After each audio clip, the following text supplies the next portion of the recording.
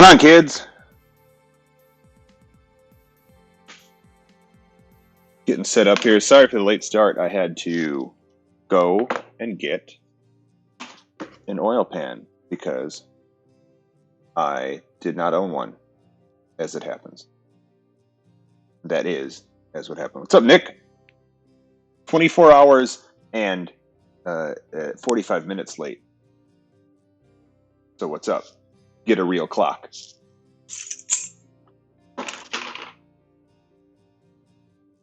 Last night, before the stream, I had attempted to do some routine maintenance on this guy, and that kept us up till about 5 a.m.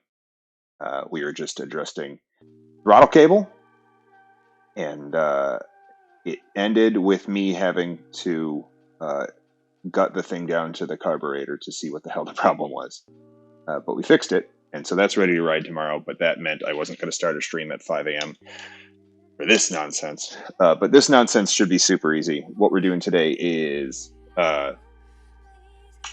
oil change. Easy shit. I gotta lube and adjust the chain tension. Easy.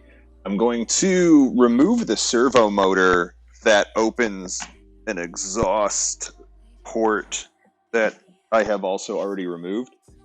But the motor's still in there, and it's fine. And I actually like the sound it makes, but I need the extra space under the seat now, so we're going to give that thing a boot.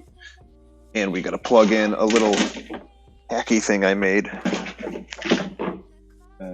right here to trick the device, the bike, into thinking that I still have a servo motor in there. And then what else do we got? The oil change. Oh yeah, some of you may recall from the very first stream that I put these exhaust baffles in down here, and I needed to put these little caps in, but I didn't have the right screws, so I got those now, and we're gonna install that. That should take a few seconds, and that's going to quiet our exhaust down a bit more, which I will like. And then because we're doing exhaust mods that control how much airflow is actually exiting the exhaust, we have to reprogram the motorcycle's computer to be able to push the proper amount of fuel at the proper speeds, which again should be quick. So hopefully we'll get this done in under a couple hours, and that'll be neat. I know these are I own all these bikes. This one I'm trying to get rid of. That is a Honda Ruckus. It's a 50cc scooter that is in two pieces because I was in the middle of putting a 180cc engine in it because I thought that'd be really fun and stupid, and I just don't have the time for that. So I'm going to put it all on Craigslist, and I'm sure someone will buy that up. This bike is usually used by Allie of platesloaded.com, fitness and nutrition pro, but it's here, and I was fixing it. We were fixing it. She does a lot of her own maintenance on it, which is cool. Back to my bike. BD Weasel, putting an engine inside of a motorcycle that's not supposed to have that engine is stupid, but man, is that not fun. And so I have opted to only do things that are stupid and fun. Let me put these where I'll surely lose them, and we can get to work on this. I've already warmed the bike up as one should before performing an oil change. Oh, I gotta show you guys. I picked up one of these. It goes here, or really it goes wherever you can strap it. It's a magnetic wrist strap, nothing new, but man, this thing is super strong. Like, I love this thing. I was using this yesterday, and I was like, this is just the best. So we're gonna have some fun with that guy. get the right tools, and we'll get to work. And we'll get the hell out of here, because I am sick of doing motorcycle oil changes. I've been doing these for like a decade.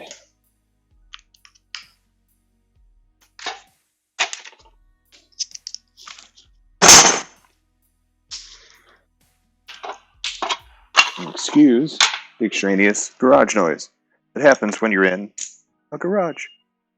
Oh, and also, yeah, we talked about the chain maintenance I gotta do. So let's see.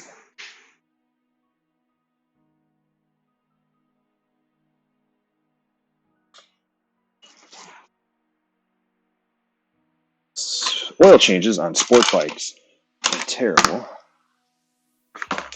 because you can often see the oil filter, which is this thing right here. But getting it out in such a way that doesn't get oil all over everything you own takes like an hour because you got to pull all the fairings off. But first, got to jack your bike up.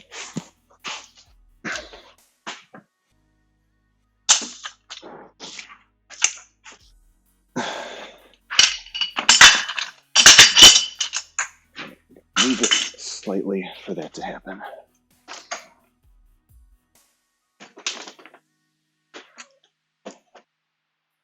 I think that'll work. We'll find out. Yep.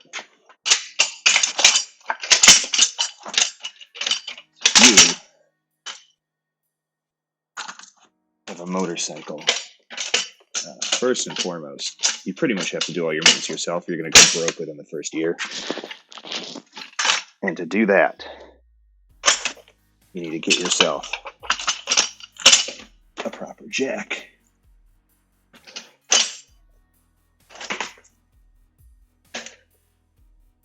That is not on there, right?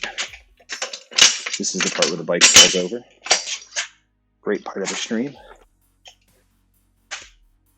Yep. Clack. All good. All good. All good. Woof. Jack stands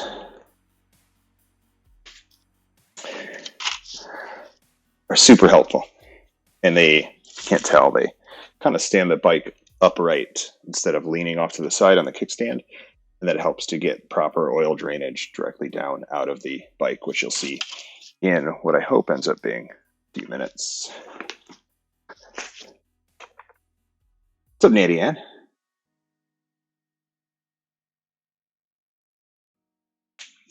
I sort of got a lift. I'm not going to get a whole motorcycle lift down here.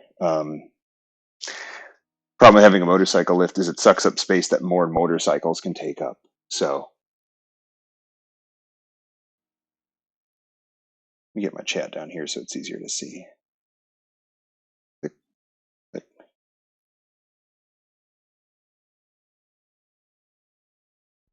There it is. What's up, chat?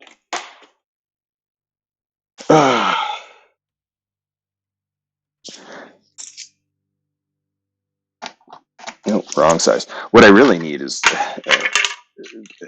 a jack would make putting the engine in that ruckus a lot easier. And maybe that's a big part of what's keeping me from actually doing it.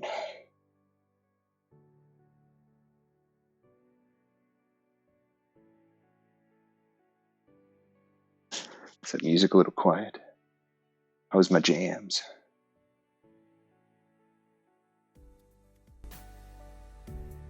Here we go.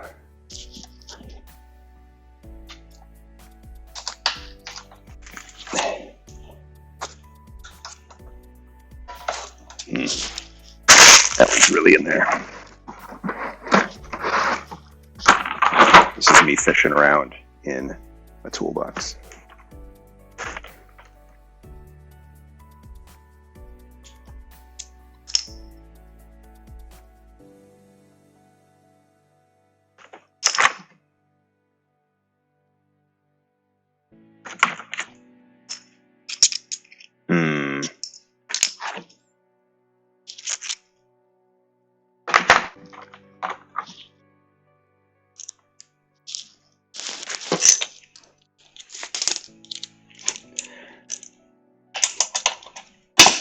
So all we're doing right here is pulling these bolts out. Stupid Honda fairing bolts. So we can drop this lower fairing off without getting oil on too much of everything. We're going to get oil on a bit of everything, because that's the way love goes. Got one of these down here as well. You know how I love those things. I think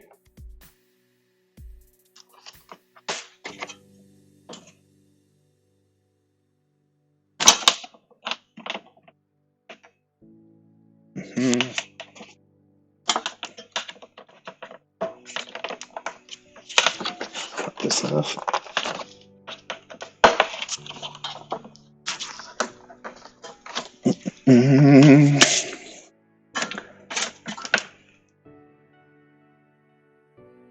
I do hate this.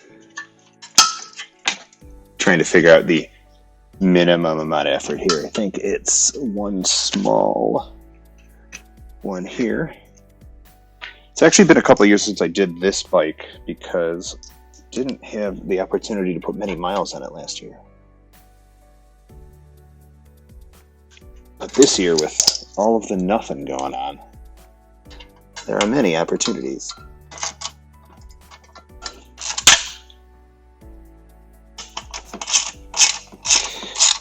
And I have this habit of skipping a lot of this annoying work to try and find a faster way to do things, which ends up being way longer. Oh, that's not working at all. I need a millimeter. Yep. It's one of my favorite sounds. The rummaging in the toolbox sound. Come on, 8mm wrench. There it is. It's a lock nut back here, so you need to hold that in place with the wrench while you pull the bolt out.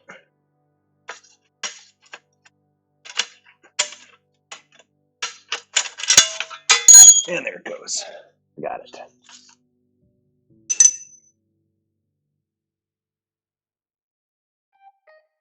I don't know what a lock nut is. See if I can show you. It's I don't know if it's gonna pick that up.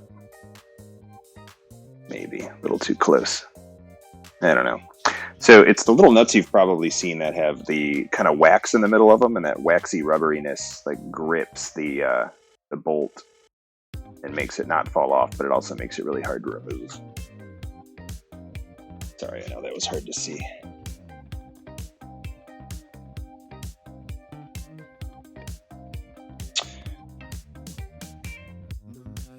Want to know a fun secret, Nick? I have already taken a Sawzall to this bike.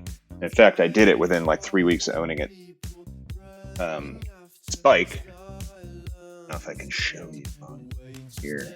No, can't see it.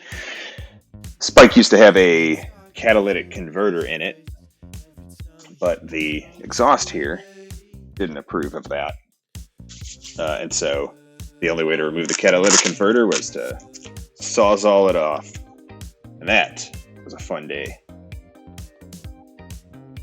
What's up, Sexy Picard?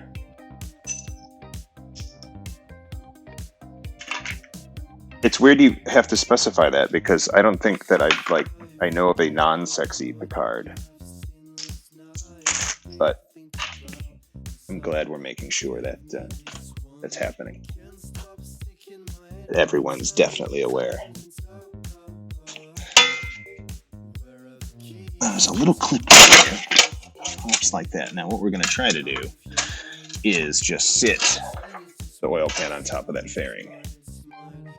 And it's going to go terribly, but we'll all have a good laugh. Link.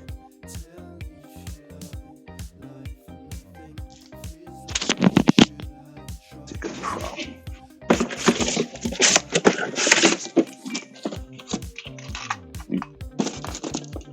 So, what we're trying to get at here is that bolt down there, which I think you can see. Yep. Not going to touch it. It's very hot in here. You want to heat the oil up so it's more viscous and more of it comes out. And in fact, I'm going to run the bike for about another minute because it's been a while now. So, headphones off.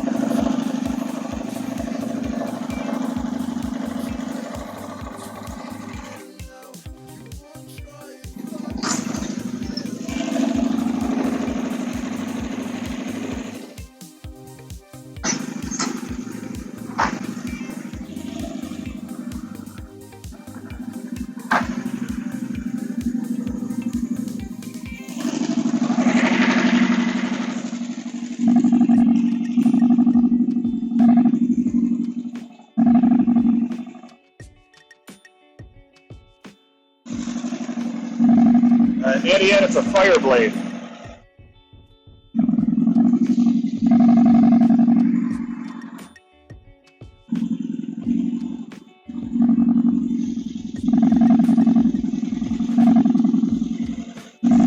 Can't see the temperature from down here.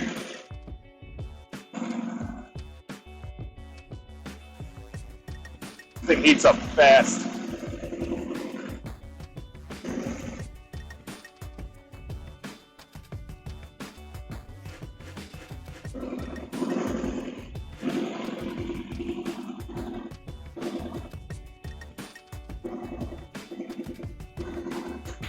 All right. Good enough. Should be nice and viscous. I'm gonna just pop this bolt off while I burn myself and knock the bike onto myself, which is cool. All right.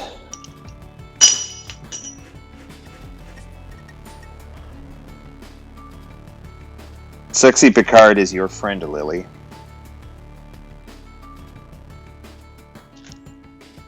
Here's my rags. These are my dirty shop rags for getting all oiled up.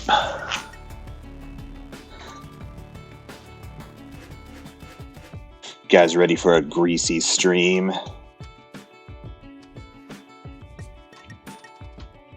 Oh, there it goes. Yeah, look at that. That's how you do it.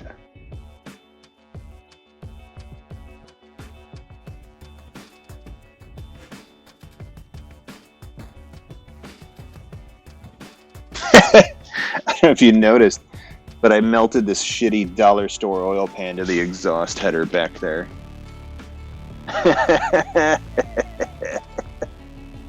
It's fine, it'll burn off. That's just stupid and funny. Piece of crap. You know what? They charged me more than $1. But that was the closest place I could go to buy one without making the stream delayed another day. Why do all the auto parts stores close at like 5 p.m.? What the hell is that?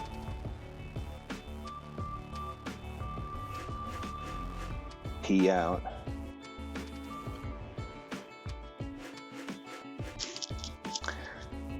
Something under there to prop this up, or it's going to get all over my phone, which will be also be an awesome stream and an awesome call to Apple support.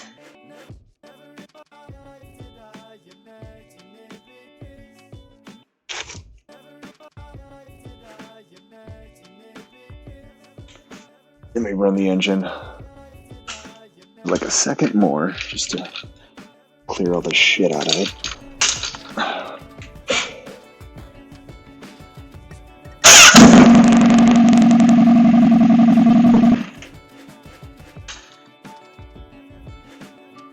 We're out of there.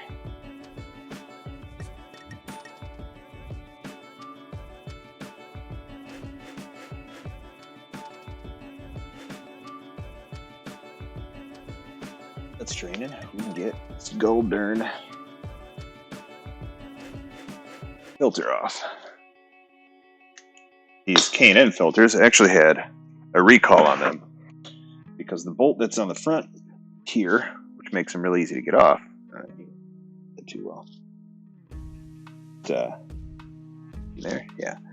Had a tendency to break and leak and destroy engines. Mine didn't. Hooray. But we're not going to replace it. I had to put that on there because it was free. I'm putting a regular Honda OEM one on there next. As soon as no, that'll get put away later. It's probably 14 millimeter on there. No, it's like a 16. You guys like the rummaging? That good stuff.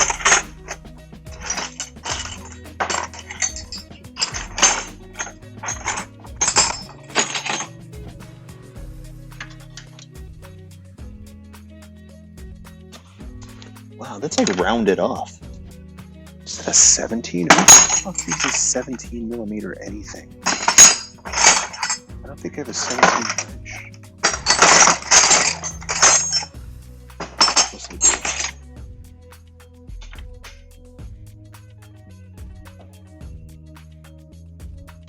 Americans. Now this is going to hemorrhage.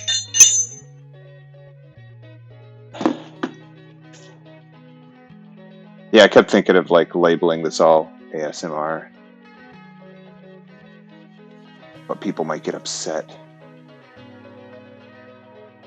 They used to have an automotive indicator. What do you call it? Category, but it seems to be gone now. I'm looking again for it. Yeah, there's no more automotive.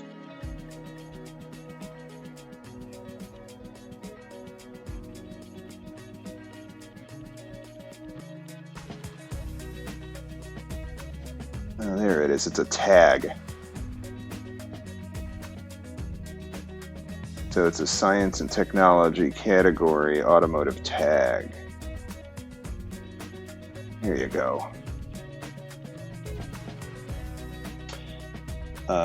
Yeah, like Twitch rolled out IRL stuff and is trying to push it really hard, but then they don't have any IRL categories. They have like art and just chatting, and you're like, what the hell? I really gotta pop this oil pan on. It is not doing well. There we go. Well, I don't want to use the phrase much better, because that is a lie, but it is less bad. That might also be a lie. It's differently bad. But differently bad enough that I'm okay with it.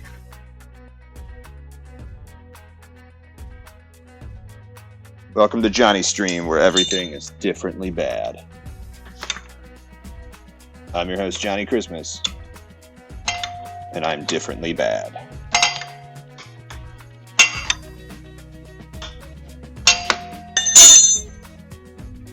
Now I'm being super pensive with this because it's very hot. And the oil that comes out is even more very hotter.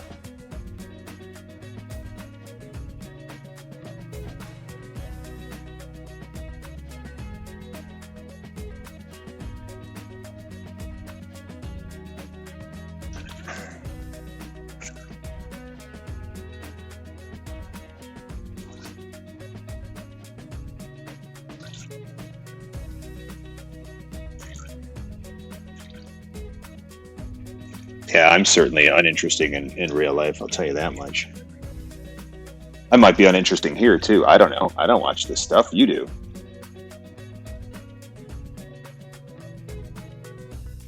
But on occasion, I hurt myself, and I feel like that's interesting. Like me sticking my hands inside of what I know to be 212 degrees Celsius hot oil seems like intentionally inflicting self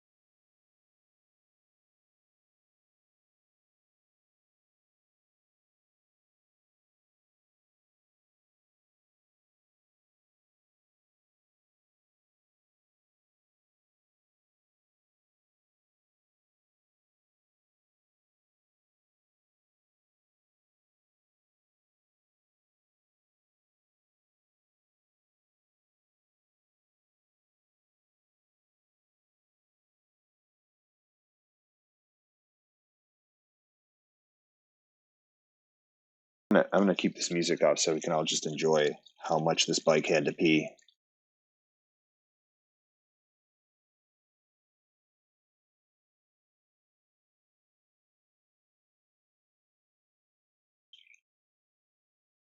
Sexy Picard, being the massive Kurt Cobain fan that I am, I think you're right.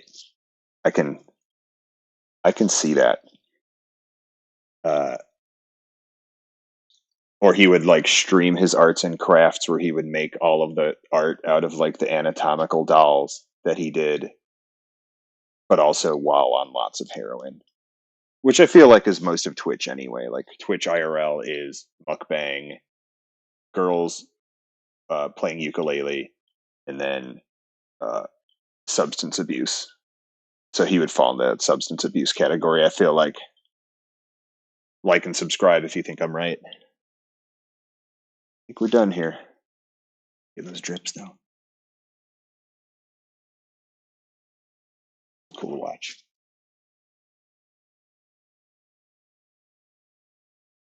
I'm not gonna shake it.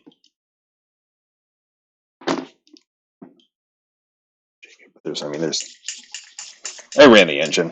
There's nothing in there. We're good. I shook more than 3 times, which means I'm playing with it now. Now I'm gonna get banned on Twitch. Okay, so where did I put the oil pan bolt? I think it's in the rags under the oil pan. Very funny. Yep. Boom. I was right. Still no oil in my hands. What's up? First, we gonna put the new oil filter on.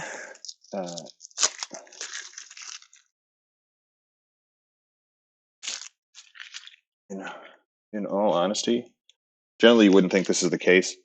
Honda OEM parts, like just Honda branded, Honda boring ass dealership parts, are the best quality freaking consumables for Honda bikes. I know that seems weird and counterintuitive, but they're also often the cheapest, which is weird. But yeah, the Honda oil filters, freaking amazing. High flow, high filtration rate. Like they hold their own against anything else. You don't know what an oil filter does, you should read the name, and then you'll be clued in. Oil comes out of the everything, gets squirted through here, where it's filtered. I don't know if you can see like the little filtery fins inside there, and then it gets squirted back out the other side, and goes into the engine. And it needs to be filtered because as the engine runs, it gets little tiny bits of metal flakes and other impurities and carbon buildup and shit that can grind away at the engine. Filter does its best to keep that from happening. So also, Honda GN4 motor oil, just Honda practically called generic 4-cylinder oil. Phenomenal oil for sport bikes.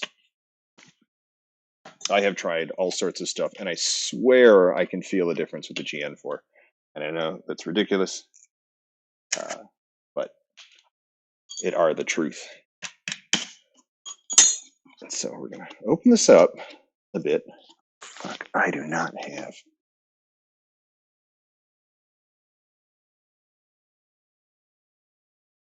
I don't think I got a funnel.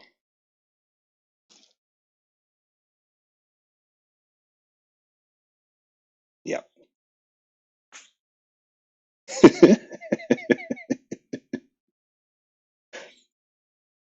Let me see if I could run to get a funnel real quick. If they're open right next door, I can go and run and get one. Hang on.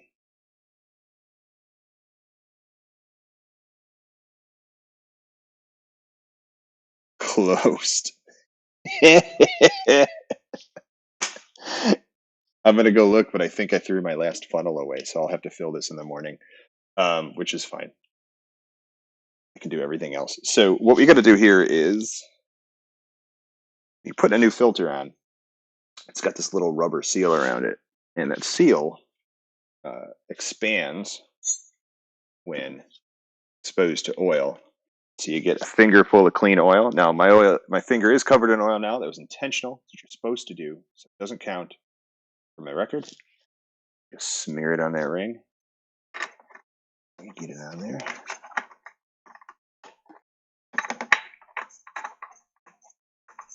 And you hand tighten it.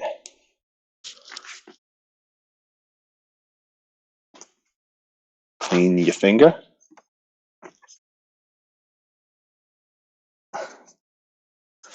You get it nice and hand tight, and then I like to take the oil tool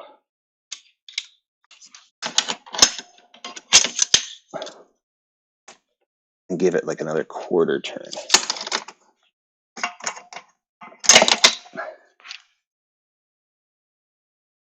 Yeah.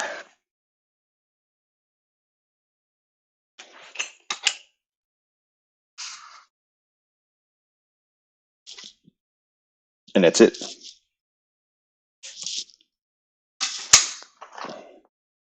Now we put the drain plug back in.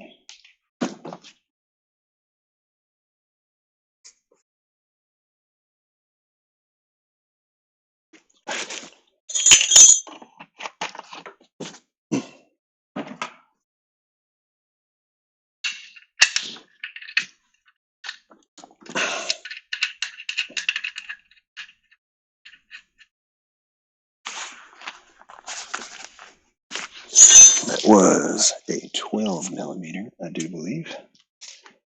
Oh, sexy girlfriend! Just floating around here somewhere. No, there's no way that's a 12. Is it 12? It is a 12. Weird. That seems kind of small. Used to cars.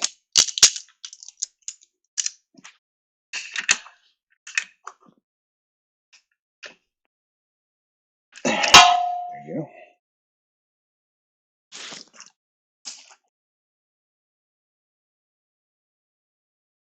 And now we get this stupid drain pan full of nasty crap out of here without spilling it. Oh my god. Oh no. Oh.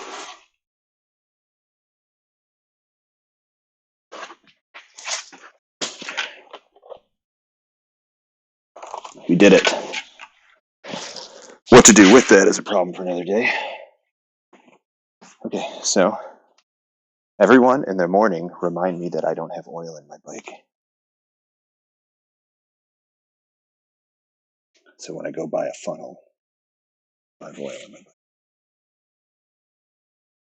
But that's just as easy as pouring the oil in. Not particularly interesting for stream. Okay, so we can patch this crap back up.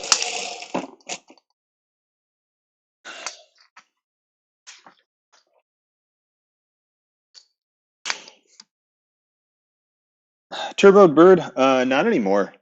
I did race a bunch when I first started riding. I think that's what everybody does, or at least should. I did it until like all of my gear was so beat up that it was going to cost me, another few thousands to get like a new tracksuit and stuff, and I was like, I wasn't going much anymore. It was too expensive. I do live near one really good track and one really cheap track.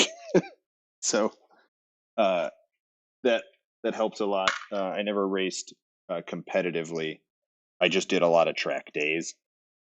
Track days are great for being a better rider on the street for sure.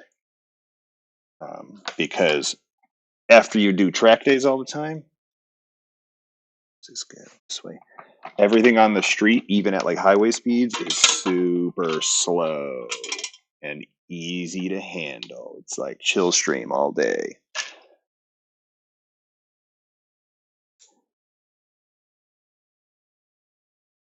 Yeah, everyone. Once you got about 500 to 1,000 miles under your belt, that's maybe a little low. Let's say 1,000 to 2,000 miles in your belt. Should do a few track days. A lot of times back in the day, when I would have new friends who started riding, I would get them a new rider gift of like a free track day up at the track in Wisconsin or Michigan, depending on who had good deals at the time. And like the tracks are really good about managing beginner riders. And you could take race classes, but generally, like unless you qualify out of the beginner circuit, they put a lot of safety rules in place for you, so you can't like you're not allowed to pass other riders unless an instructor escorts you and tells you to, things like that. So it's real safe. It's tracks in general are safer to go at higher speeds on because they are made of different kind of tarmac that's super sticky and kept extremely clean. Like it's not like roadways, which are questionable on the best of days.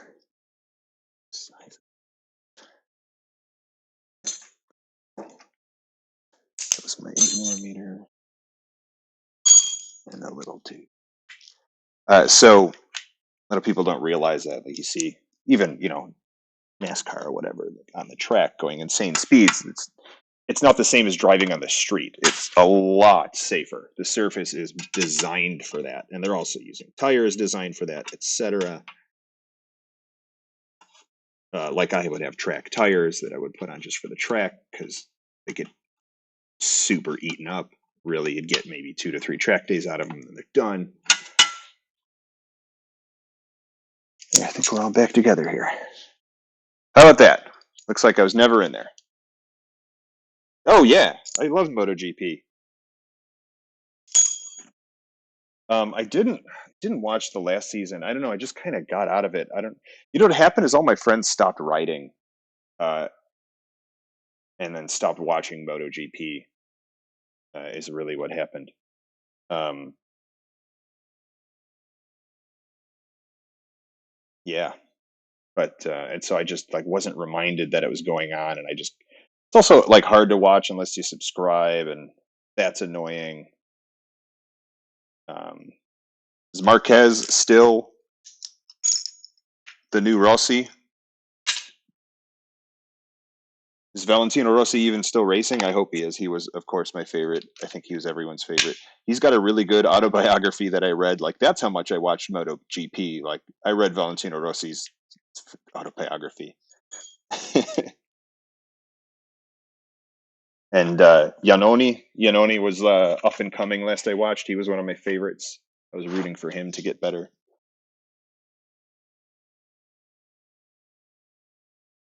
Rossi's always fun. He's a goofball. He's a prankster. Even when he's mad when he loses, he's still funny. He's just got a great personality. Marc Marquez was just an amazing rider. I didn't mind watching him beat uh, Rossi a lot. It was very cool to be alive at that time, watching Rossi hand over the torch on occasion. All right, what are we doing here? What are we gonna do while I'm on this side? I guess I'll do these exhaust baffles. Look, only got like 2 oil drops on the floor. Not a bad day. So what we're doing over here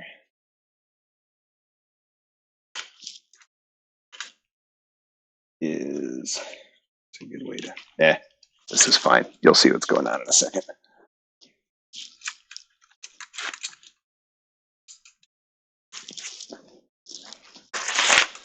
I'm pulling these baffles out.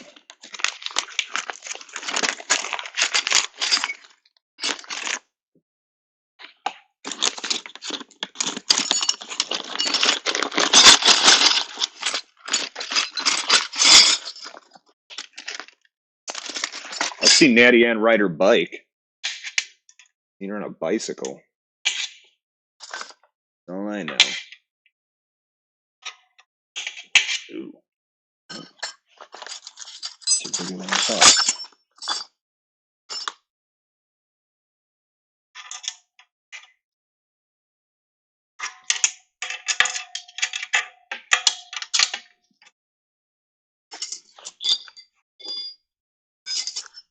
Just trying to find the right wrench for these here. It's hard to see back there.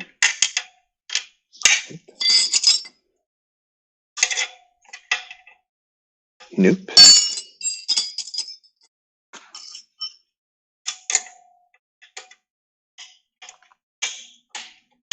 Nope.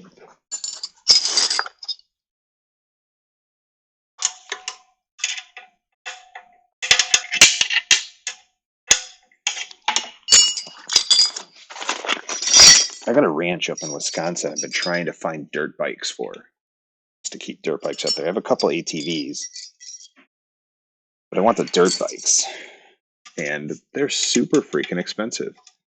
Like the used garbage, broken, rusting in a barn dirt bikes are still expensive as hell. What's going on over there? Here we go. Wow, this sucks.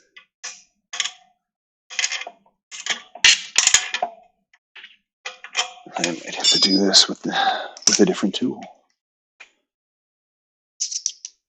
I got a bit that'll fit there.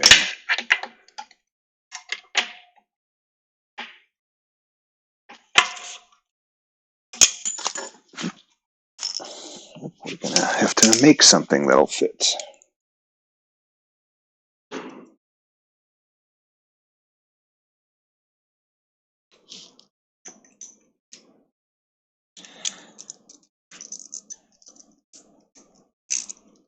I always love stuff like this.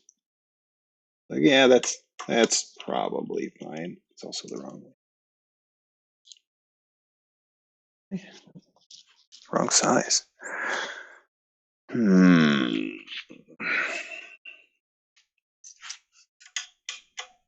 we go. This'll work.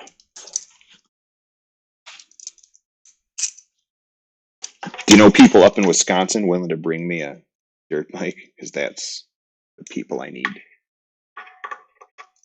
for some knowing.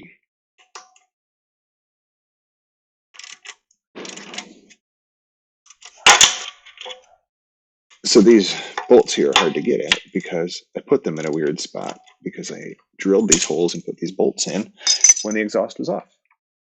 I was like, that's fine. I can get to them. We're all set.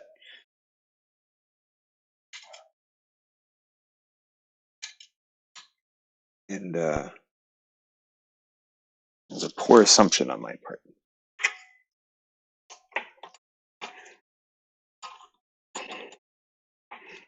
I'll show you what I'm working on as soon as I get this bolt out. There we go. It's coming along.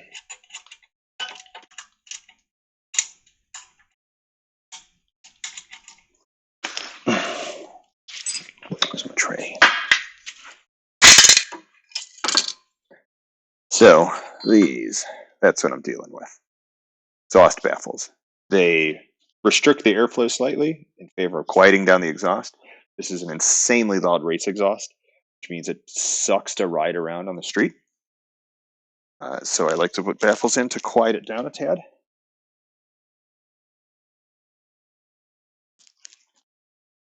Everybody likes to play this game of figuring out how to get the loudest exhaust. And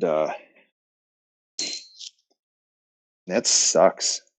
Like, if you've ever actually had a loud exhaust, you would know you never want one. Never want one. It's the worst. Like, you can't ride your bike. It's just freaking loud. So what I'm doing is I'm putting these little caps in here, and you can see me sliding it around in there. That cap is going to control exactly how many of these holes are open. I'm putting it pretty close to the top. About halfway down. Which should be plenty still. Just means we're going to have to adjust the computer to tone it down on the fuel injection front. I'll do that last.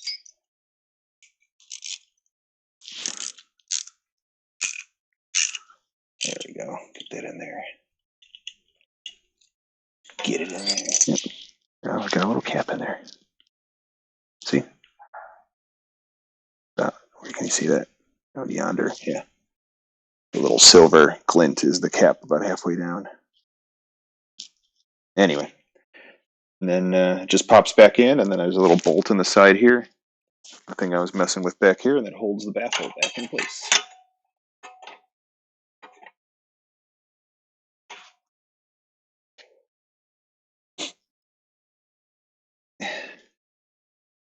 Yeah, loud pipes suck, especially if you're doing with like two-stroke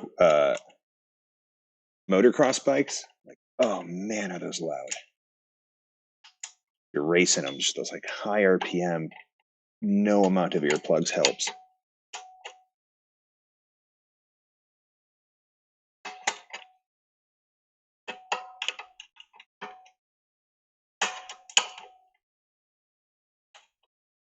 Nope, that's not.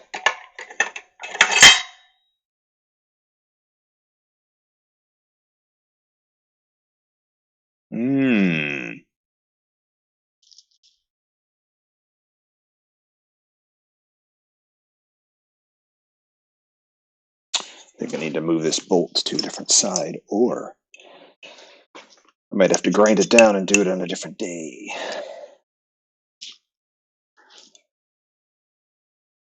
But the angle it's going in is not. Bike isn't enjoying it. Come here, you. I'm going to put it on the same side as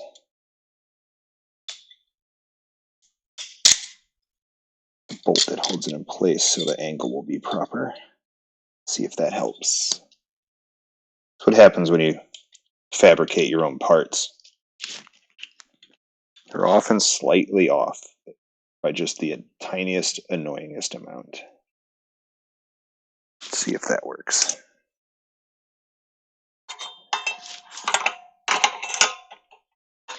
But yeah, generally, where did that other bolt go?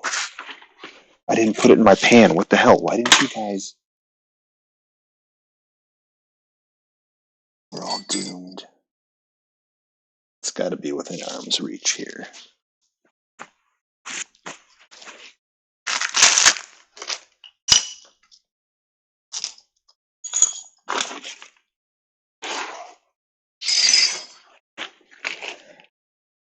Oh, it's still back there. Everything's fine. Stand down.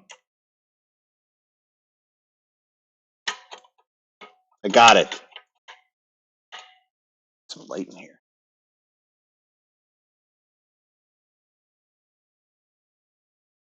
Hey, artillery. There's no flippy bit here. I deferred to Jakku.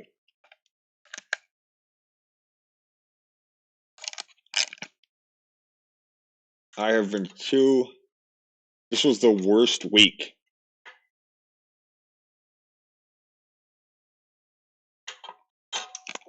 I should have streamed my mental breakdown last night. That would have been great. Trying to tune a motorcycle at 5 a.m.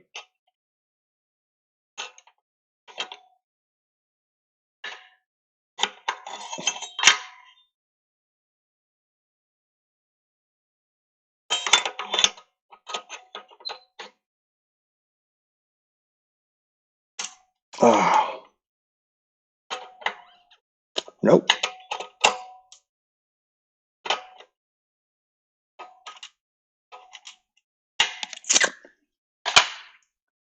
Oh, no, it wasn't. It went from what was supposed to be just a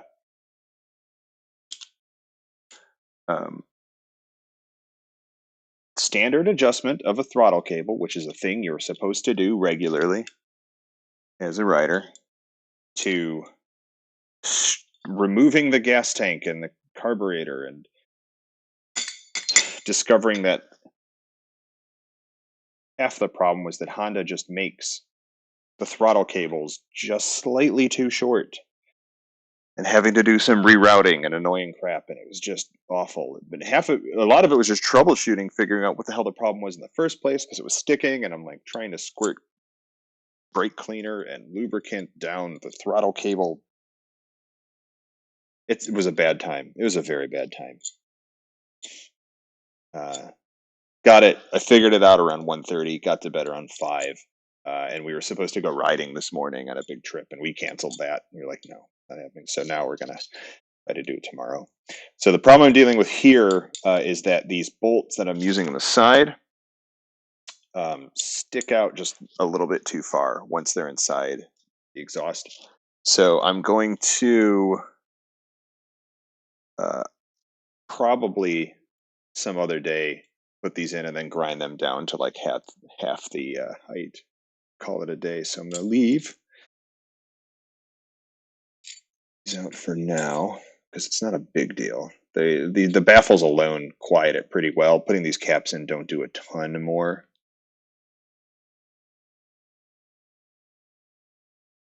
So yeah, I'm going to not only have to fabricate baffles, but fabricate bolts for them, which is fine.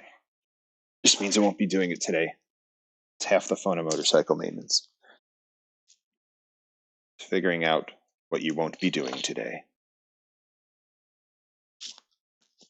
The lighting here isn't great. But we'll flip the bike around soon, do something else fun.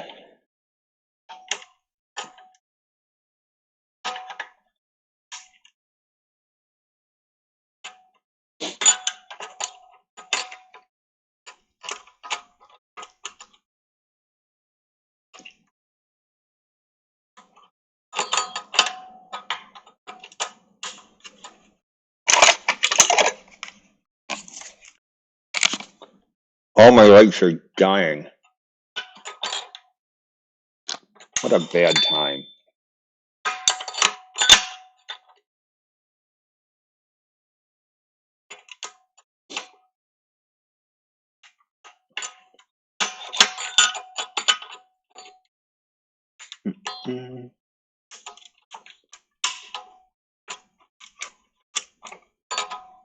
This is hard to do. Actually, I think I don't have to grind this down. I don't think that was the problem. So we're going to put this back in. I think just lining the other bolt up was the problem.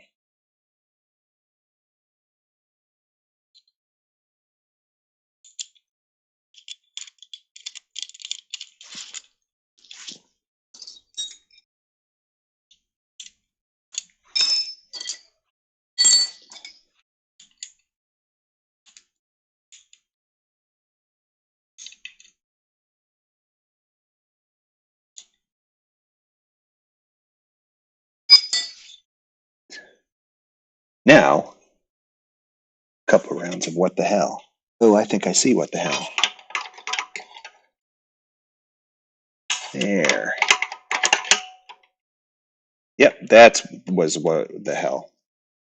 So if you guys watched the stream where I built these, you'll remember I drilled 2 holes back here by accident. Well, 1 hole by accident, the other very intentionally.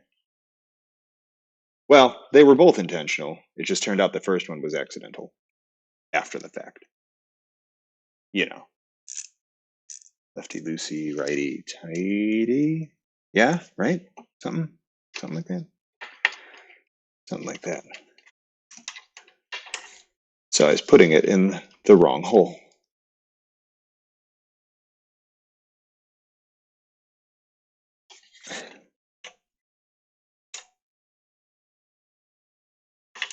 This tool setup I have sucks for this.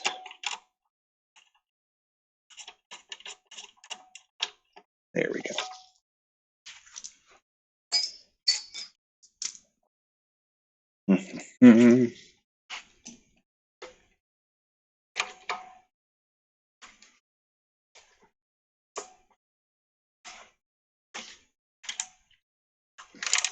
It's working.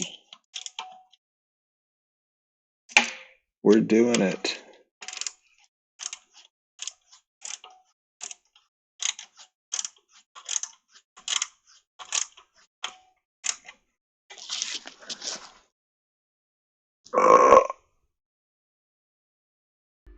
There you go. Get the music back.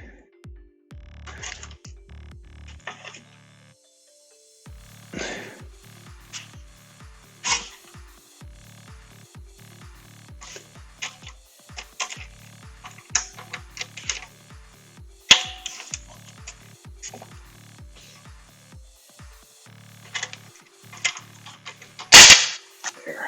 All right, one down. Cool. Good. That's good stuff. The other one hopefully is easier, but we'll find out.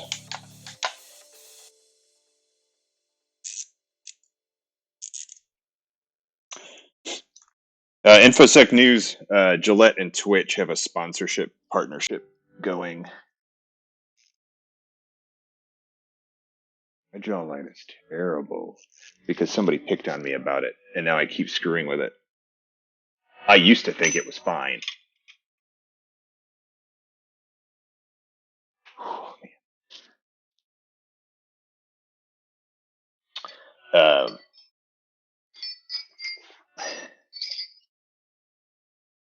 Okay, well, then the problem is that I don't know what a fine jawline is on a beard.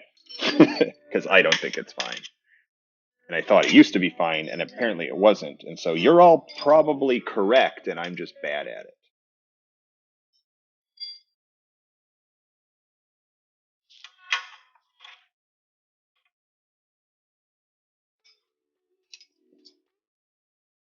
I'm going to find the correct tool again.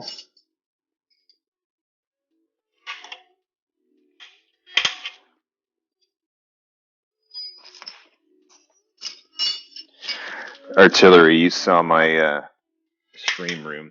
That was supposed to have been done being painted like last week. And it's been its own freaking nightmare that I am having trouble coping with. This is going to take me a while, but it's going to work.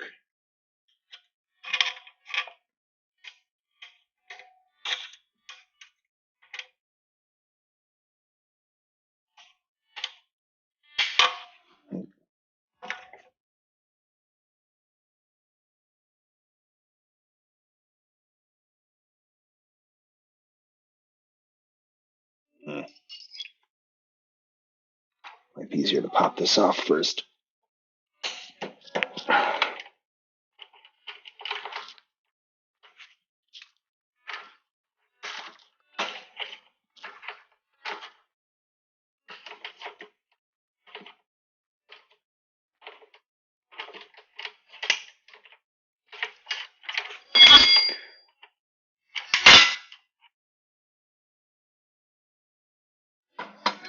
Yeah, Gillette did a...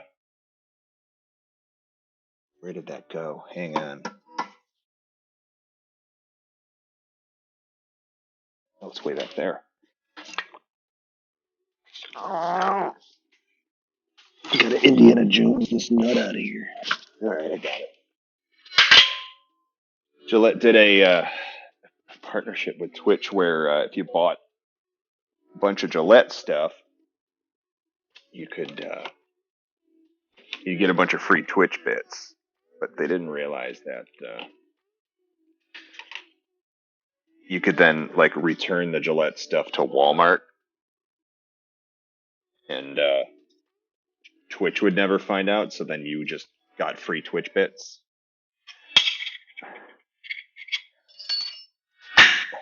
There. All right, made myself a little space. So tons of people bought tons of Gillette stuff and then returned tons of Gillette stuff and then got $100 in free Twitch bits. That was that scam. And apparently they still have the advertising going. But they're not giving away Twitch bits anymore.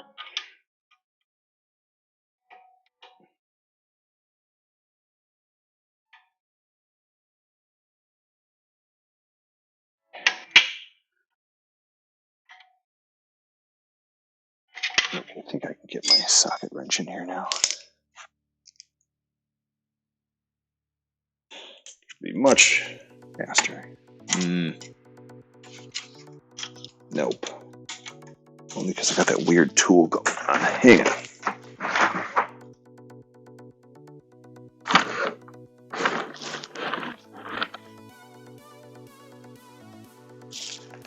No. Nope.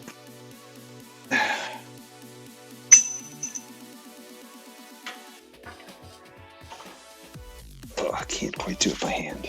All right.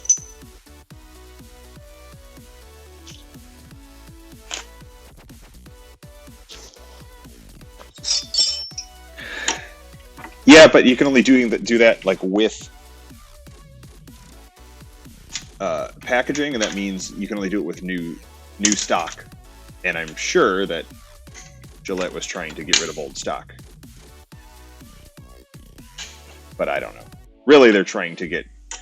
It seems like a weird market. Like, they were trying to get gamers, people famous for their poor hygiene, into hygiene, which, like, I can fully support that, but I just feel like you're not gonna. I don't know. It reminds me of maybe you guys have seen those ads on YouTube with the Sasquatch guy, with the guy who yells at you for using the soap that your mom bought you when you're in junior high. Like, why are you still using your mama's boy's soap? Don't you know that's bad? And it's like, ooh. Who's the target demographic for, like, getting yelled at and shamed into buying things? Like, whenever you've ever, like, gotten on board with someone who just, like, yelled at you in an ad, like, hey, you stinky bitch, why don't you get real shampoo for men? And, like, just, like, creepily, like, overly gendered stuff that's like, look, it's just the same chemicals that's in everything else. Why are you doing this? Why are you yelling at me? You don't even know me. You never met me. I might already use your stuff, and you're still yelling at me.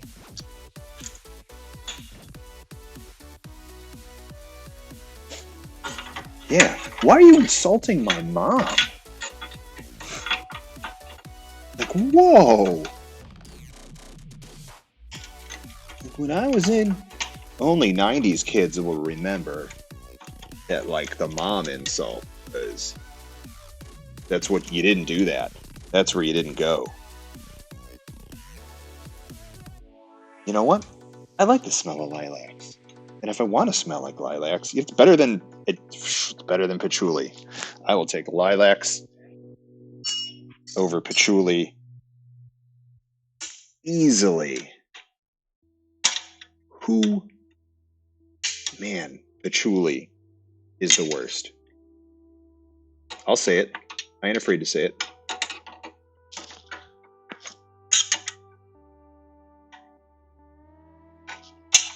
I'm not going to go along with big patchouli telling me how to smell.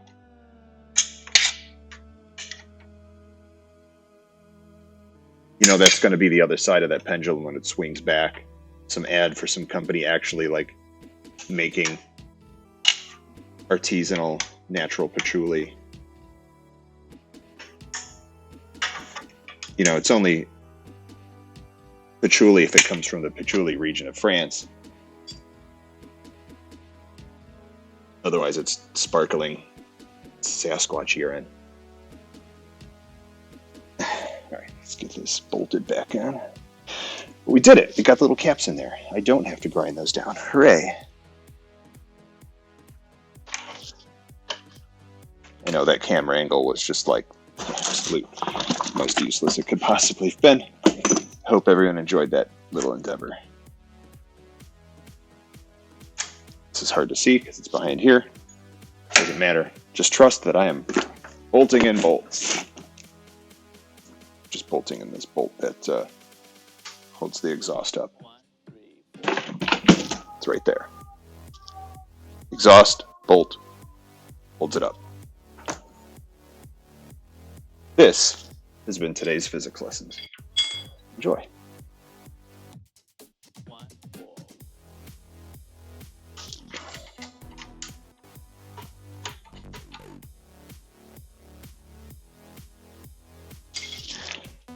So I actually like Irish Spring, but only because that was the soap that my dad used. And so it's a comforting childhood smell. It's the smell of dad after he. So I like the smell of grease and gasoline because I like my dad. My dad's awesome. I know you don't hear that a lot. A lot of positive parental references. My dad's cool. He's a truck mechanic. Well, now he is a foreman at an outpatient surgery center, but he used to be a truck mechanic. And before that, he did body work on Corvettes. But he'd come home and he'd smell like the garage. It's not like really like just the smell of a garage. And then he'd wash up with lava soap and Irish Spring. I like those smells. It's not necessarily something I want to smell like, but I find them to be comforting scents of my childhood.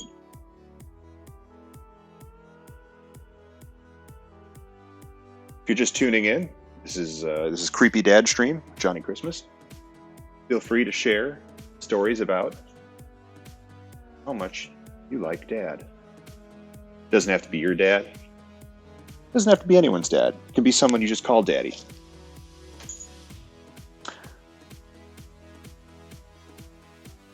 can be someone you call Daddy without them knowing it, just secretly in your head. Share your thoughts. Soap stream. Let's do soap stream where I just buy a bunch of bars of soap and sniff them and then critique them. This one smells faintly of my father when he would come home from slaving in the coal mines. All right, cool. I'm moving right along here. What are we going to do next?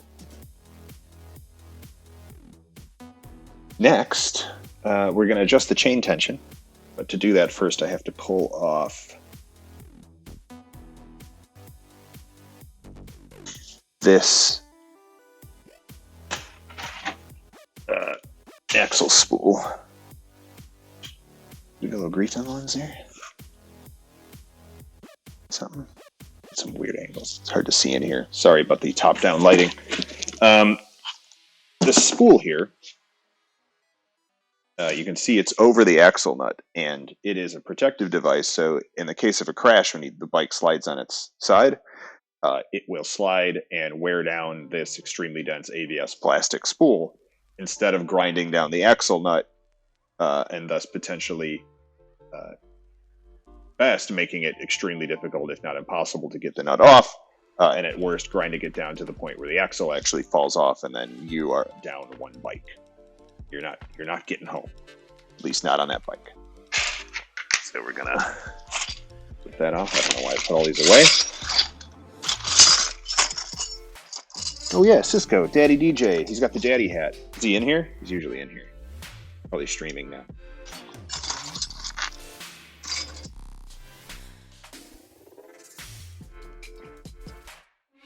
I have been in 4 motorcycle wrecks, and I have sustained only 1 lasting injury, and I get by okay. It's not to say that motorcycle wrecks are pleasant and that everyone should go see what's up with them, but I was lucky enough to. Generally, most motorcycle wrecks are extremely low speed. They happen on turns, and you just get embarrassed and walk away. So this has a little, it's a screw that just increases the pressure inside here as you tighten it. And so I gotta loosen it enough to decrease that pressure, but it's not going great. There we go. See how that works? Like, as you tighten it, it pulls that cone through the plastic and spreads it out to tighten it. Yep. So we'll put this where I will lose it. Right there. Everybody remember that I put it there. Make sure I got it. Cool. That one. Cool.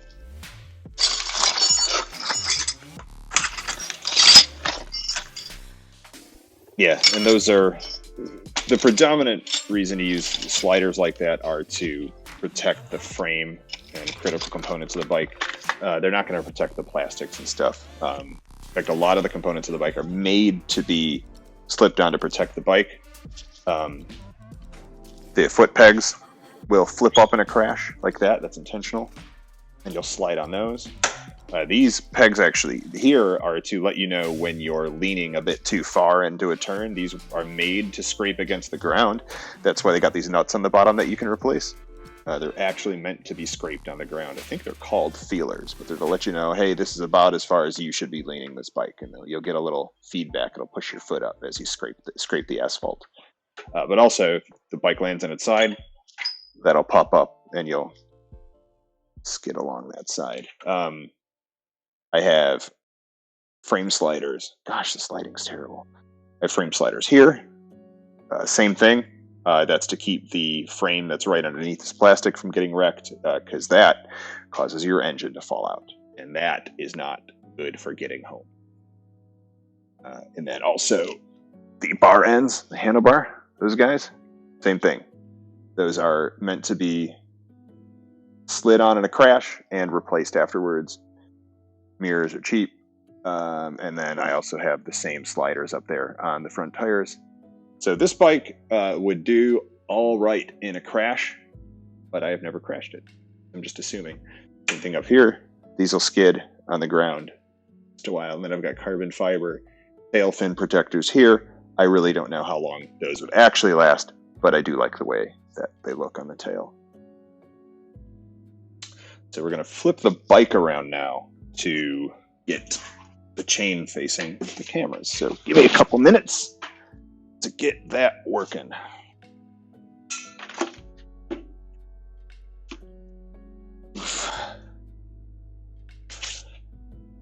This is going to be tough because I gotta clear a big swath of space for it.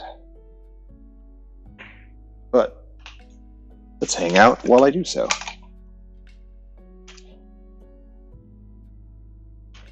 Anyone else in chat ride?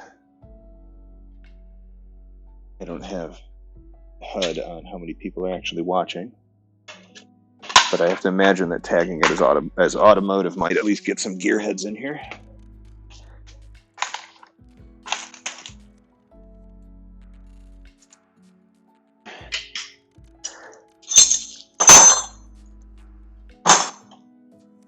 Those anymore. Clean as you go, kids. Clean as you go.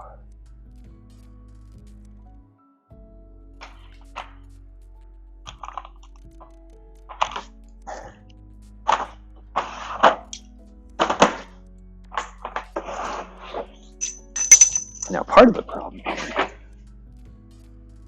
Oh man, it might just be you, Natty Ann. I mean, I don't think we have a ton of people watching. It's not. I understand this is not everybody's jam. This is just what I was doing, and somebody might find interest in it. Glad you're hanging out if you do. All right. Put that in space.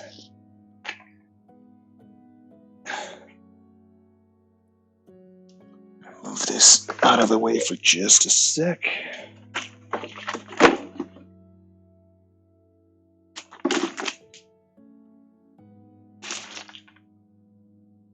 Hope nobody dies. Okay.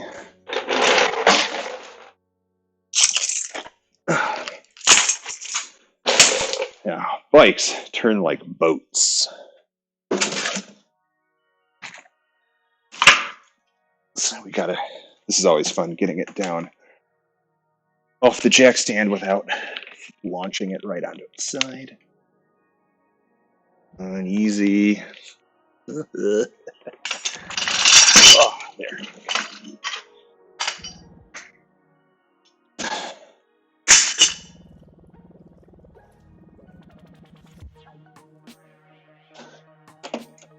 See how terribly this goes.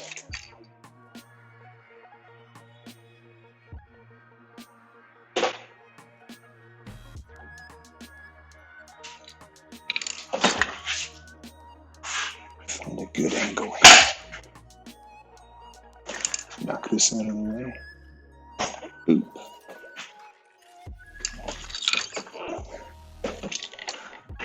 Is that gonna work?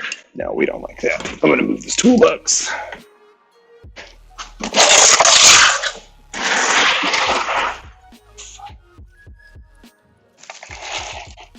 Turn my phone over. I did spill oil on a phone once. That thing was ruined. Songs were sung of that day.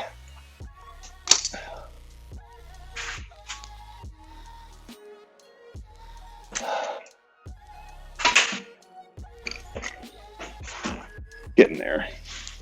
Problem is I put all the stuff that I took off in the way of where I needed to go.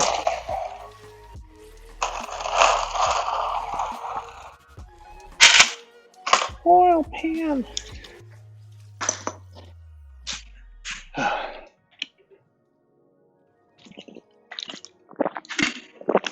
Stay hydrated, kids.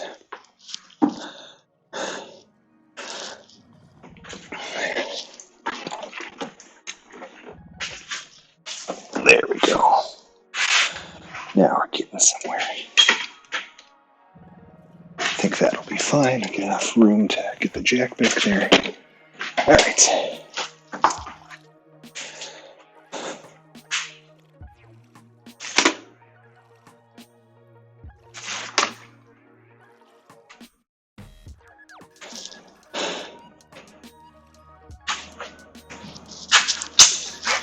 Jack stand.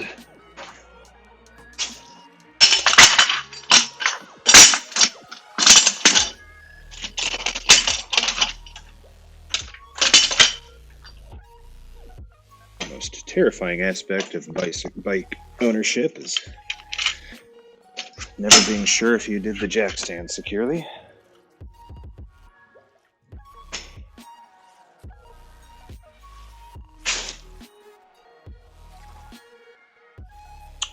Looks good to me.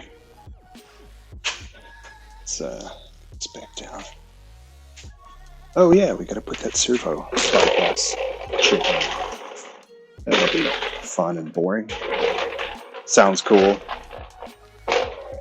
Isn't really.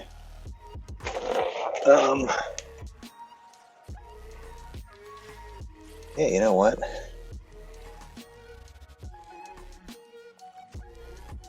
I don't think I need to adjust the chain at all, which is cool.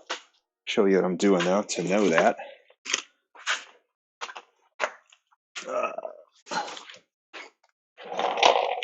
Get up, buddy. So, I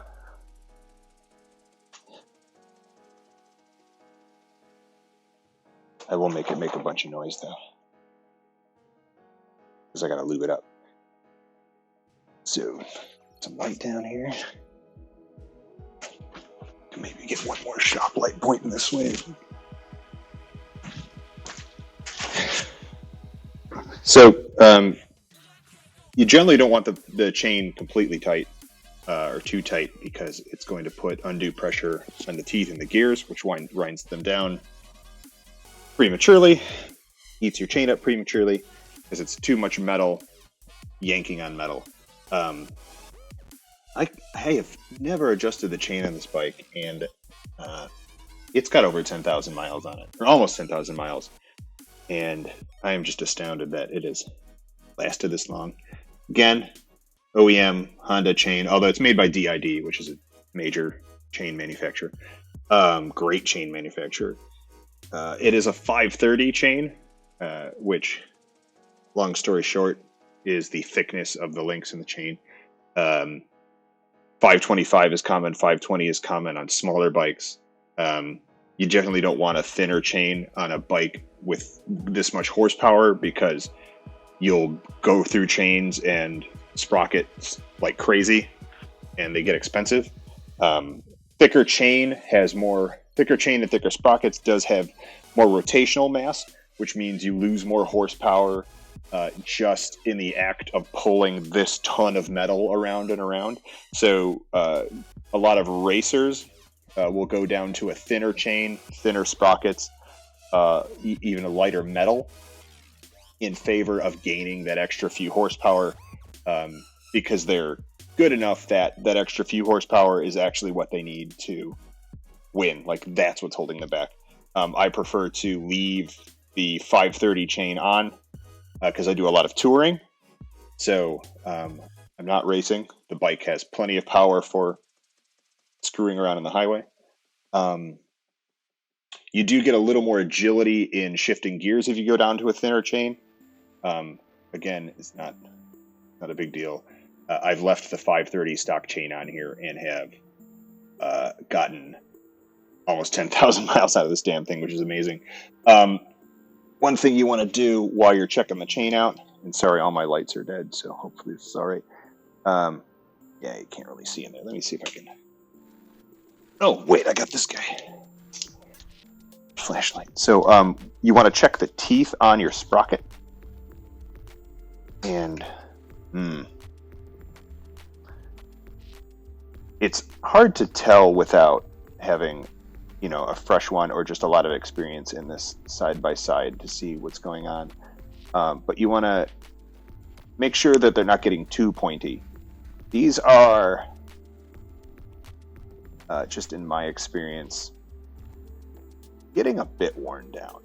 I think that I might change this out around the 10,000 mile mark. I'm at about 8,000. You're right. It's not bad. And really, this is me being shocked. Like, there's almost 10,000 miles on this sprocket and chain, and it's still not bad.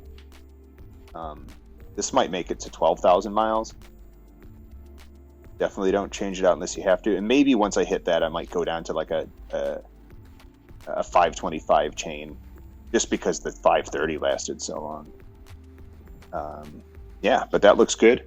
You might be able to tell if you know chains. I've already cleaned the chain. I didn't want to clean this chain on stream because it involves splattering grease and water everywhere near electronics. That's why it's so shiny and silver. Normally, after like one ride, it's going to be covered in black road grease. But I just cleaned that off. My favorite chain cleaner is brake cleaner or carb cleaner, if you have any handy. It melts all the grease, and then you just get a wire brush. You turn the bike on, let it go.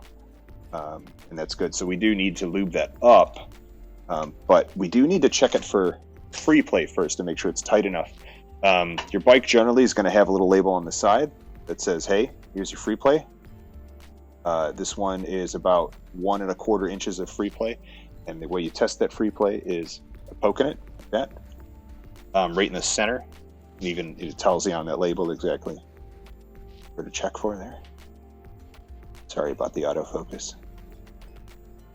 So you get it right in about the center, and I'm just eyeballing it, so it seems close enough, but we get about still 1.25 inches. And I still, like, since I've never adjusted this chain. On my old 600s, I had to adjust this chain every 3,000 miles or so. This is pretty good. We're all set here. And the reason that free play gets worse as time goes on is just because the metal in between all the links grinds itself off, and the links get thinner, and so they expand a little bit as the teeth on the sprockets wear down. The chain expands a little bit to fill in that gap, and you just get a little more free play. But this is good. We don't have to adjust that. That's great. We're going to leave it. Don't fix it if it ain't broke. I am going to warm it up a little bit to lube it so that the lube will sink in really good. And you're going to hear this chain make some really bad noises because it has no lubrication. And so it'll be a great example of what your chain sounds like when you desperately need to lube it. So I'm going to heat it up for about a minute. Enjoy the noise again. Adjust your volume now.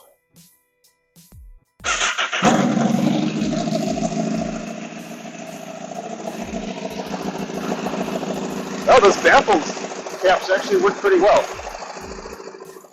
Noticeably quieter. That's cool. Now I'm going to put the bike into gear. Up in the jack stand. You can see wheels off the ground. Sure. Yep.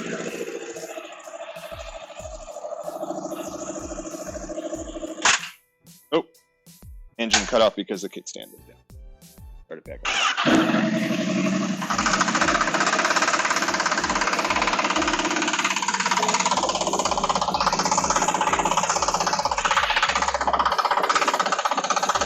So do you hear that? Let's step back. That higher pitched rattling sound, that knocking, is the chain links actually sticking together and being forced to turn at that rear sprocket. And it's fine to do for short periods, but that's like, if you hear that on your chain, you are super behind on your maintenance, and that's causing a lot of damage to it over time. I'm going to give it about a minute to warm up.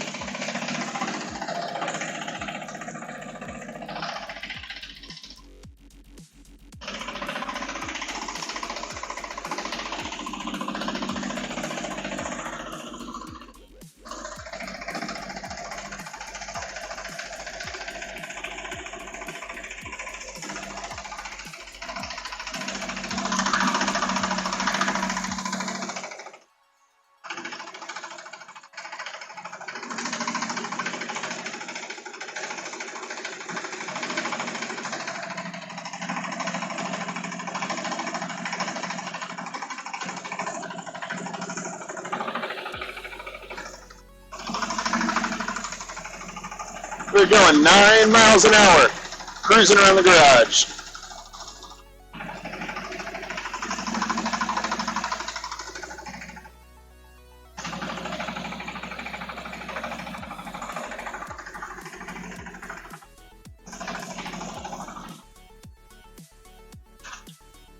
All right, so you know you're at a good temperature when you start hearing that knocking kind of noticeably toned down. If you couldn't hear me while that was going, that like knocking sound that started when I put it into gear was the sprocket or the chain links. The chain links being forced to turn around the sprocket, and because there's no lube on them, that's the sound of them just like popping into place because they're very stiff. If you hear that when you're riding your motorcycle in general, you forgot that you have a chain and you need to take care of it. So I warmed the bike up a bit to warm the chain up, which makes the lube, again, just like the oil, a bit more viscous. And even though there's no oil in there, it was fine for that minute because there is still some oil in the head and it's all right. We didn't get too hot. So then we're going to just... so the heat comes from the engine up here. There's an engine sprocket right here that the front of the chain is on. So the chain gets heated up over there, pulling that engine heat off, and we're going to lube it real quick before I lose all that heat. I didn't want to run it too long because we don't have the oil in there, but we're all right. So I'm just going to show you what I'm using in a sec.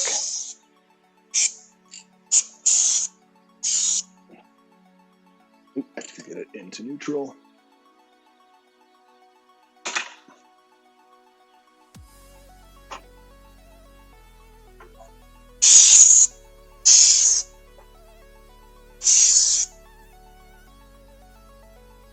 Rubbing.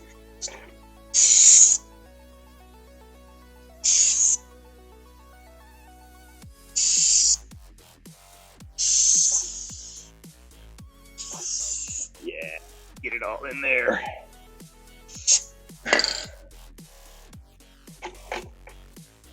Good stuff.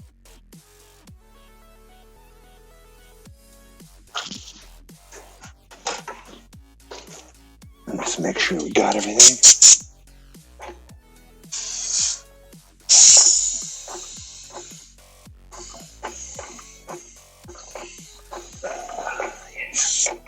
Nice.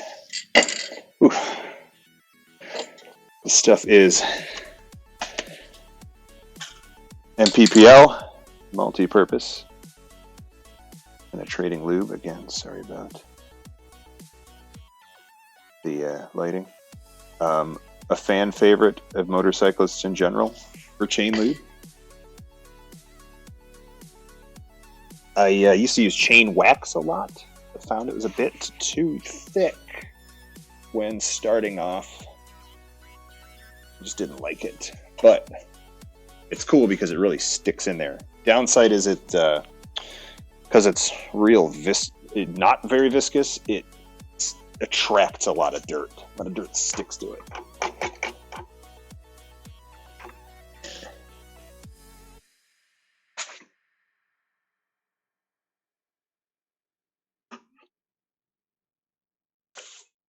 Cool. Good stuff. And that's it down here. Cool.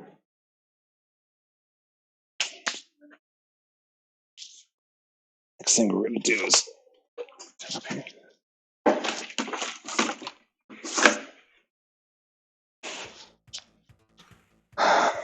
We're gonna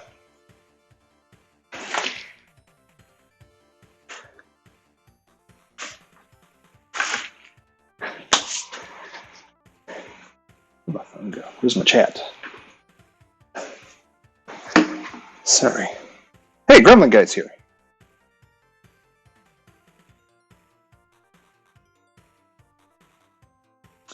So we're gonna pull out. Let's see how this looks on camera. Do it around back to get the lighting. Pop the seat off here, which I already unbolted. In fact, I almost never bolt the seat down because I get under it so much.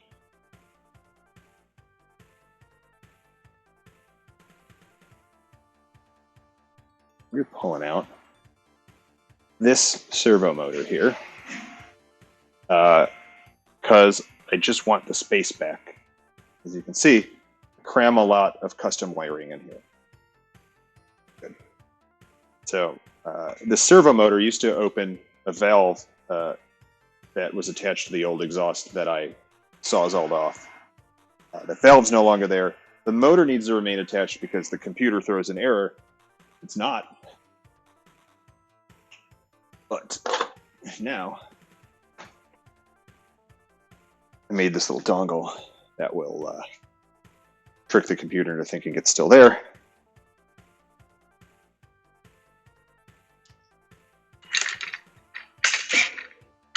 I love that sound of it, though. I'm going to miss it.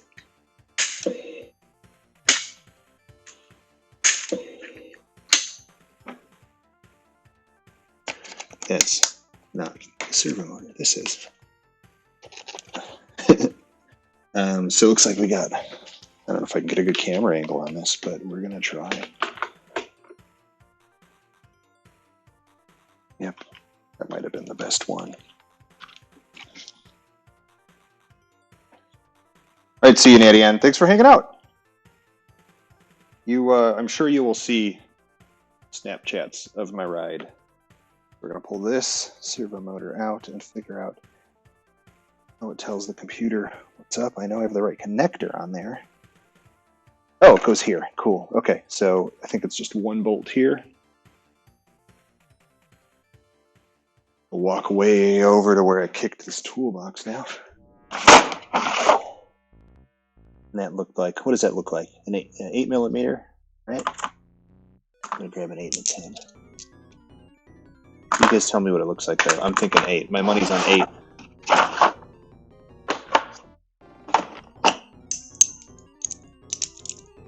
Eight and 10.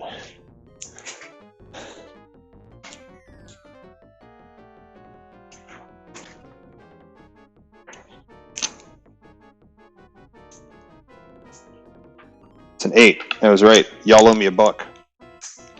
Y'all owe me bucks, chat.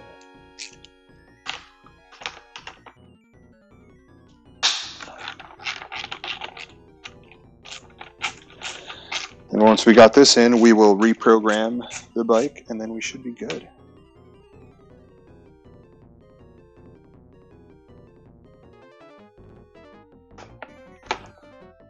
Good boss fight music for this. Right?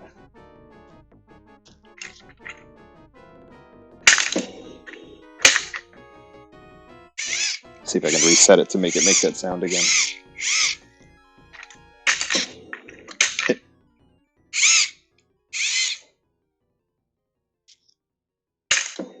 Nah. Anyway. Maybe I'll disconnect this. Come on. Automotive connectors are all universally awful.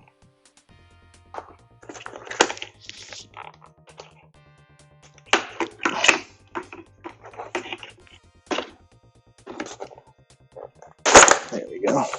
And then this looks like I got the right connector there. It should snap in. And hopefully not throw an error when I turn the bike on. That's good. Our FI error light, which is that guy down there, not on. So it worked. That easy.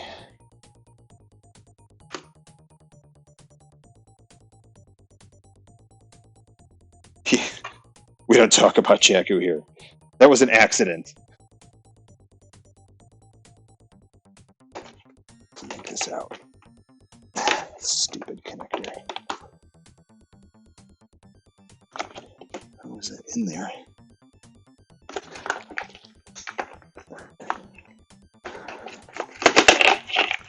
There we go. And that is garbage. I'm going to go see what that was.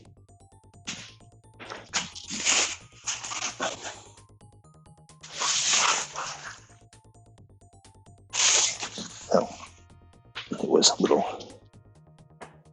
little nothing. Right. Cool. So now I have all that extra space in there. So much room for activities. This wiring down in there now, which is much more preferable. So this wiring here is, this goes up to, for one, it goes up to my little, this is just like an automotive lighter connector that I have a USB charger stuck into up here so that my phone can sit in there, charge up. But also it splits off and goes into the battery compartment where there's another just empty. Hi, how you doing? This over here. There's another empty end just like this where I can connect a trickle charger for the battery, so in the winter it keeps the battery charged. But there was nowhere to really put all of this stuff, so removed everything in this compartment here, and now we can stuff stuff in there.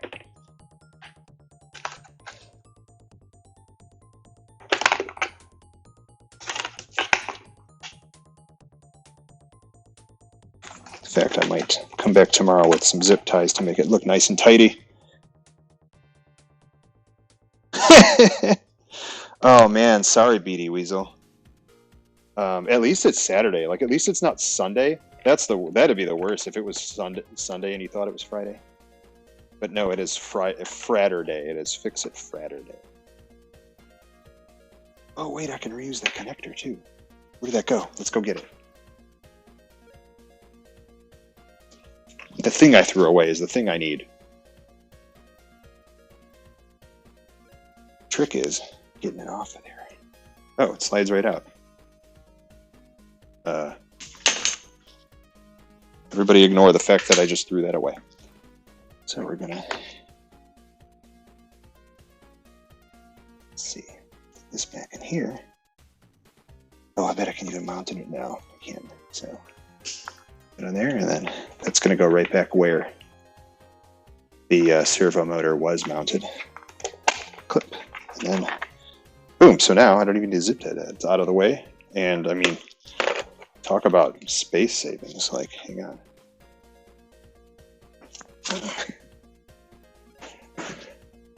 This compared to that, it's not bad. It's almost a pound. It's fifth of a horsepower right there. So instantly faster. Now I can blast past those semi trucks. Yeah, that's it. Now we just got to reprogram the computer. Guess I'll put this bolt back in because it was there. Maybe someday I will use it.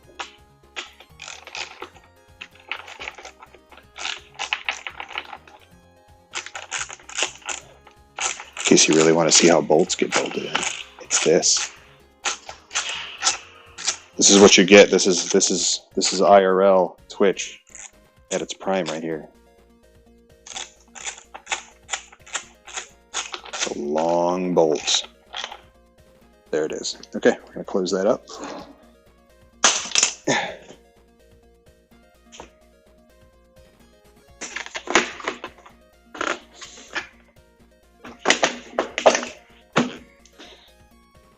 Alright. It's looking good as soon as the focus decides to look good. The computer, well, so I'm not actually reprogramming the computer. I'm reprogramming a computer that I have in here that fakes out the computer. I'll show you what I mean in a sec.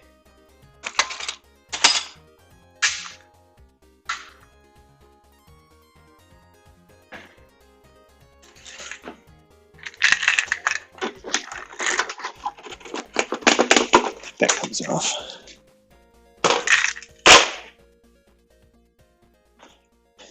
And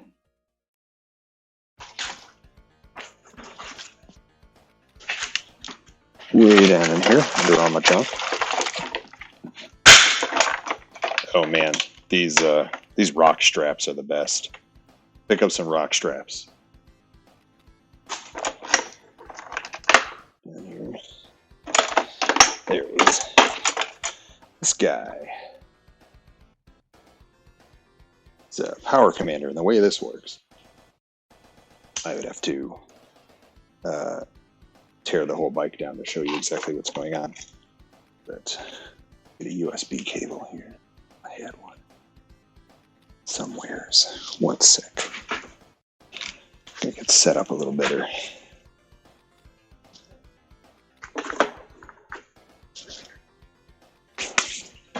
Have a beverage.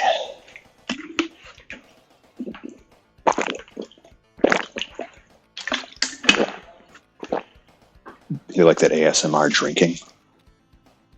Who's into that? Gotta get my laptop down here.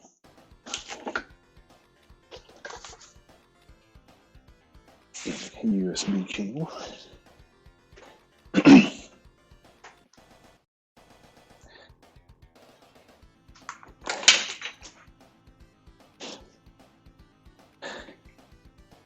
And bring the software up.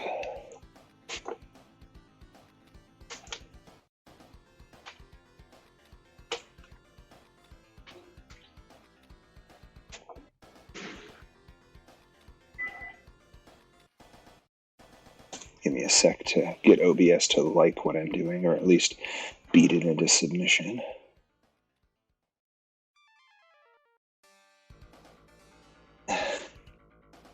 And then, once I got it up, I'll explain to you exactly what this like crazy hack does. Gotta get my Windows VM out, because it's garbage software. It was made in 1995 and only runs in Windows. But it's also like the best out there. So, deal with that.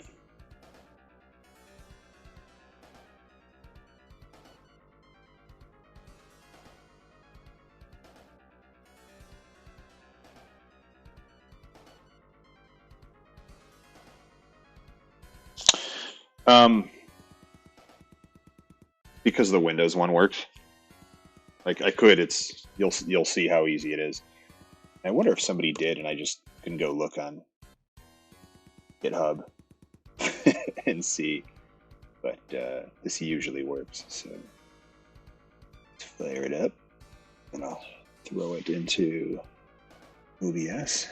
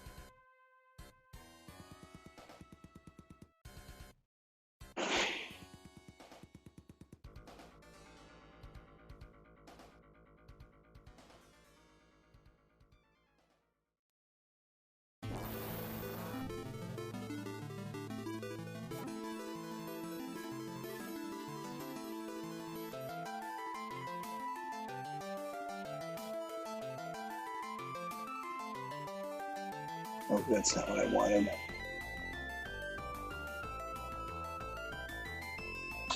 Might have to reboot OBS to make this work, which is a bad scene. Or I gotta hack it into working on the fly. Let's see.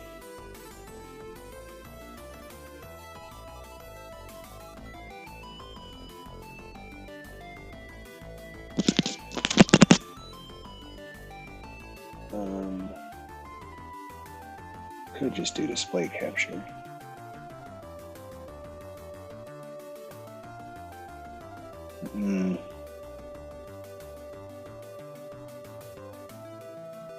Have to create an NDI interface.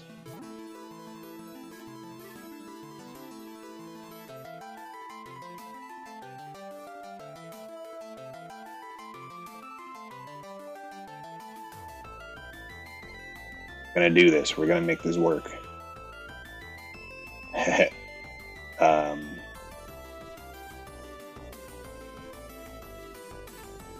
That should work. Have to check the stream here.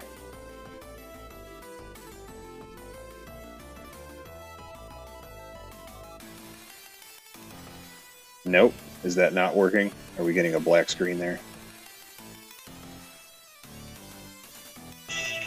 Nope, that's working. Cool, we're good. Check the stream here. Oh, shut up. Cool. All right. So, that's what we're dealing with.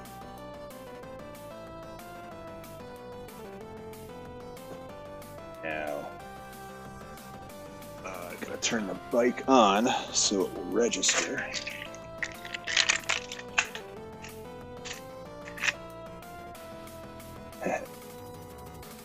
Okay, and we will drop that down.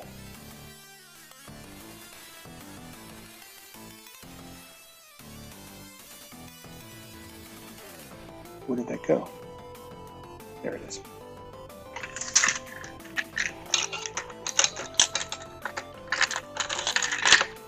Bike on. Register the power commander.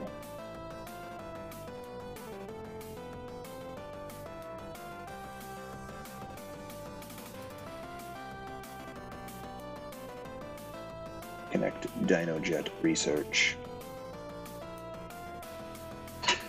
Boom, there we go. Okay, so now I am tapped into the motorcycle's computer. We can start it up.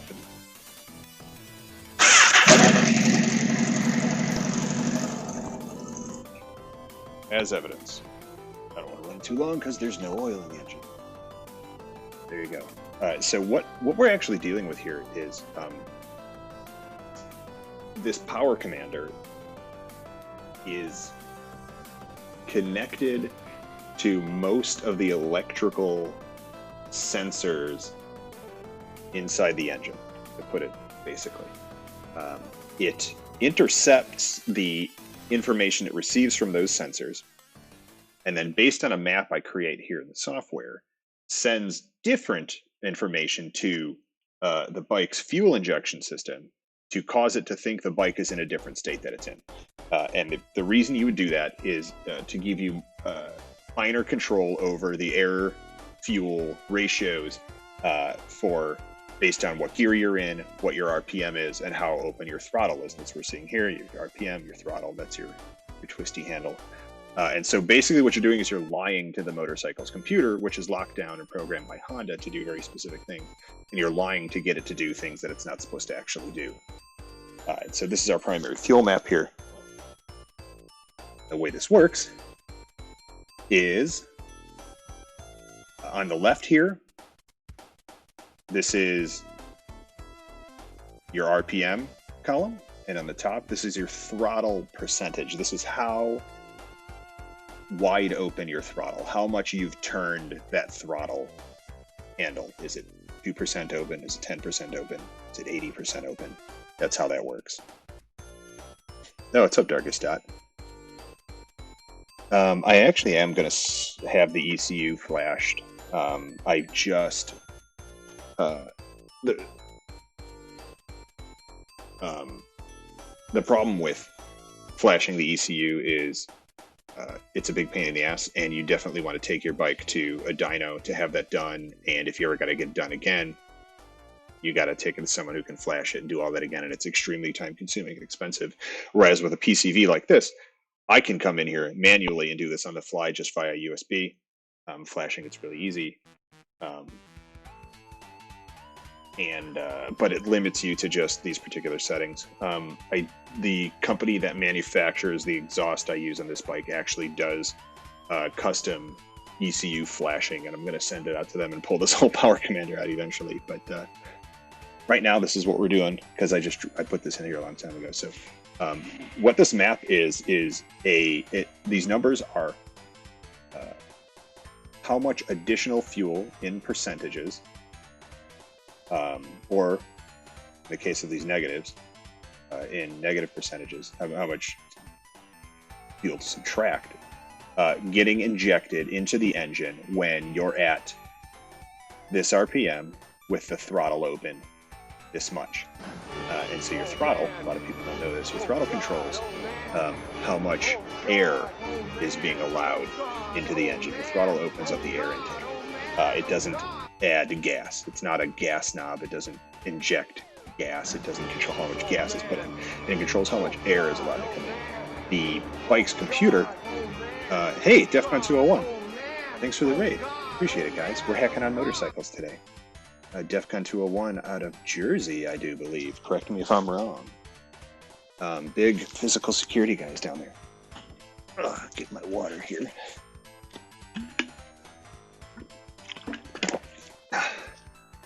So, what this allows you to do is take the amount of air that you are controlling with your hand, fill onto the engine. Normally, the bike's computer is programmed to say, all right, if we're at this RPM and the throttle's open this much, I'm going to inject this much fuel as programmed by Honda. What you do here is you just tell the new computer that we're hacking in here what you'd actually like the bike to do. And so I programmed it here. And a lot of this is just from while I'm riding. I will take notes. If something feels weird, I'll make a mental note. But hey, I was about, like here, my problem was, this is 0% throttle. Throttle is closed, 500, 750. This is the idle range. This is where you're not even on the bike, and it's just idling. With the new air intake I put in there, it was running a little sluggish. It was a little bit low on fuel at idle. And so I come in here and I say, I would like 5% more fuel at idle. And so then what the power commander you were looking at up here does is it lies to the motorcycle about how open the throttle is. And it tells it it probably tells it, it's actually 2%. And that's all on the back end. All I got to do here is tell it I want 5% more fuel at these RPM ranges while the throttle's at 0. And so what I'm dealing with here, because I put those baffles in, there's going to be a little less fuel. I'm going to need a little less fuel at the higher RPMs, higher throttles. And so I'm just going to, this is literally just taking a guess and doing little tweaks, and then you get to ride it and feel it. And sometimes it's great to just pay someone to do this. But I'm just taking a look around here and thinking. Like you can see a definite curve here, and this is, we're having a really wide open exhaust. Causes you to need a lot more fuel.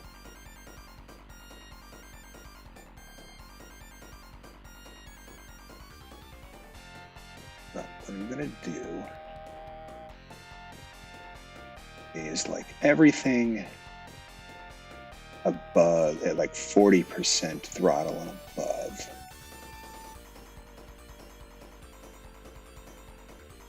Oh, it's gonna be a big pain in the ass.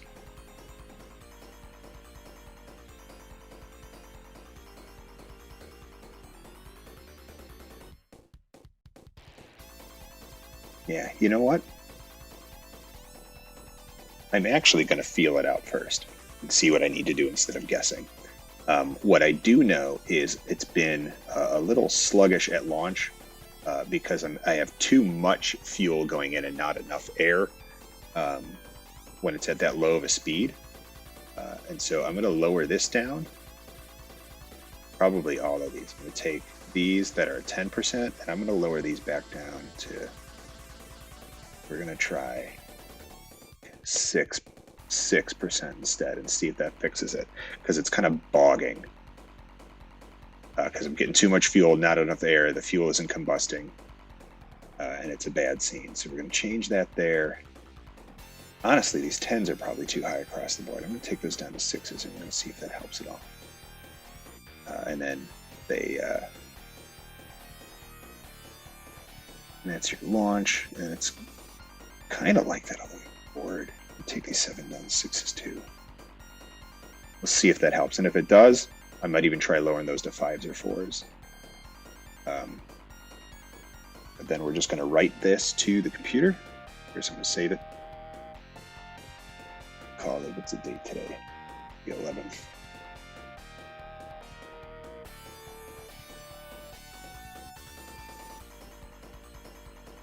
And we'll send it. It's written to the bike, and it's done. Now my bike has a reprogrammed computer, and it will do those things I said. And now I got to ride it, feel it out, see how that goes.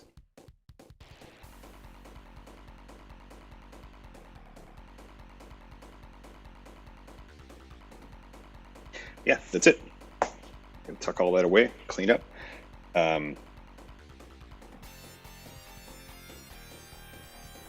That's it. That's all I got. Yeah, more fuel isn't always good. That's a common misconception. If you just throw a ton of gasoline into an engine and you don't have the compression or the air necessary to combust it properly, not only do you get a bunch of gasoline spit out the other end, you can cause the chamber temperature to get too low because you're squirting a bunch of cold fuel in there. You can cause backfires in your exhaust. All kinds of nasty stuff comes from having too much fuel and not enough of the other components necessary for combustion. So that's what that map does, is it makes you keep in mind, like, all right, well, how much air are you throwing in here? How much fuel should you have for that amount of air? Things like that. And so that's that. That's it. We're done for today. We took care of the exhaust baffles. We took care of getting that chain lubed up. We didn't have to adjust the length of it at all. We got the oil change done, except that I didn't have a funnel to put the oil in, but I'll do that in the morning, and that's just a matter of dumping oil. It's the same as a car.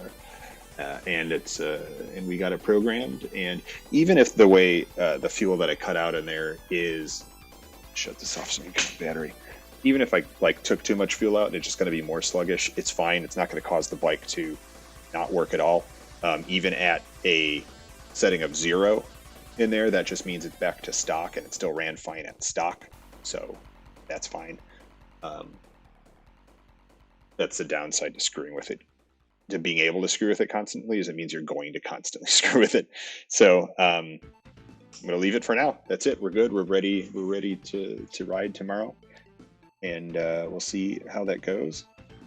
In the meantime, let's see if there's anyone fun to raid. Who's streaming? Who's streaming tonight?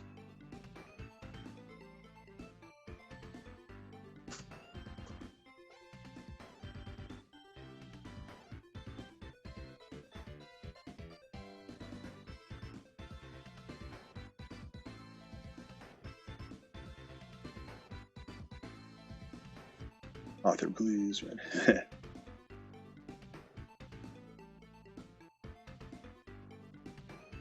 Oh, Redhead Orama is streaming. I'm gonna have you guys raid Redhead Orama. They're playing The Last of Us Part 2. I don't want to get any spoilers out of this, but these two are like some of the most wholesome people I have ever seen on Twitch, and it's just adorable, and I love it. And so I'm gonna throw you guys into their channel. So you got it. Yeah, I'm gonna bring the drone tomorrow too and try that out. We'll see. We will see. Redhead Orama. So enjoy this wholesome nuttiness with a very unwholesome game. Thanks for hanging out. Thanks for hacking on the motorcycle with me. And hope I don't die. See you next time, kids.